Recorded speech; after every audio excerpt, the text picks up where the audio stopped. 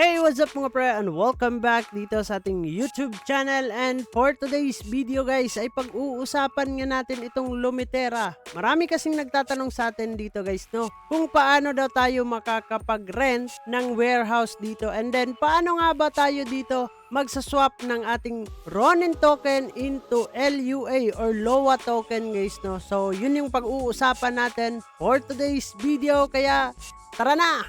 So, dito sa endgame guys, pupuntahan po natin itong si Liam. So, dito tayo magre-rent ng warehouse natin. So, click po natin itong storehouse. And then, dito sa gilid guys, merong less dito, no? So, 2.67 LUA or LOA token yung kailangan natin dito para makapag-rent tayo ng 7 days. Dito sa taas, meron siyang time na nakalagay kung kailan matatapos yung ating pag-rent dito guys, no? So, click lang natin yung less kung meron kayo ditong enough na LUA token na pang less dito or pang rent mga pre, no? So, dito naman tayo sa taas. Dito tayo magdi-deposit ng ating LUA token galing dun sa ating Ronin wallet guys, papunta sa endgame. So, andito po tayo sa ating Ronin wallet extension. So, click lang po natin itong swap para mapunta tayo dito sa page na to or website na to, no? So, kailangan po natin ay meron po tayong Ronin token dito. Kasi kailangan natin magsaswap dito ng Ronin to LOA token guys, no? So, magkano nga ba yung 2.67 LUA token natin, no? So, kailangan natin ng $10.40 or 4.81476 Ronin token. And then guys, paano nga ba tayo dito magdi-deposit ng ating LUA token galing sa ating Ronin wallet patungong endgame? So, dito tayo papasok sa app.lomitera.net. Kung andun naman kayo sa in-game guys, click nyo lang yung may plus sign sa LUA token. Automatic kayo dito na papasok sa app.lomitera.net, no? So dito guys, meron po siyang deposit to game and then withdrawal to wallet. So dito tayo sa deposit to game. And then ito yung ating Ronin wallet dito. So wala akong balance ngayon sa LOA.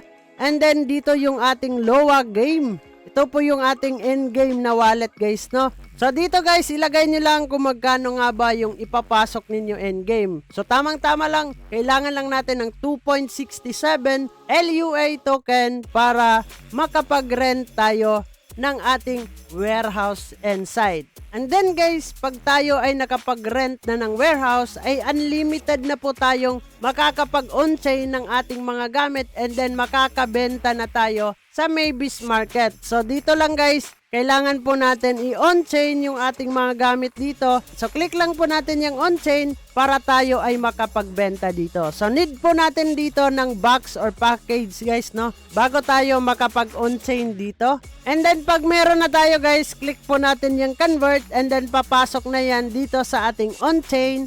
And then makikita na yan dun sa ating Ronin wallet. And then pwede na nating ibenta dun sa Maybes Market mga pre, no?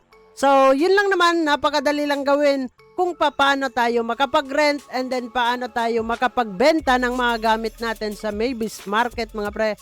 And then paano tayo makapag-swap ng Ronin token into LUA token mga pre. So, yun lang naman yung ating pag-uusapan for today's video all about dito sa Lumitera. So, bago natin tatapusin ang video na to, kung bago ka lang dito sa ating YouTube channel, ay huwag kalimutang mag-click subscribe and click the notification bell para ma-update at ma-aware ka sa mga panibago nating i-upload na video. So, this is me, Dong Ayan TV. Mag-ingat tayong lahat and bye-bye! Barangay, samahang masaya, ano pang hinihintay? Kung online games ang iyong gusto, dito ka sa guild ko, solid to. Sa aming community na puro makulit, mga hari na trash talk pero malupit.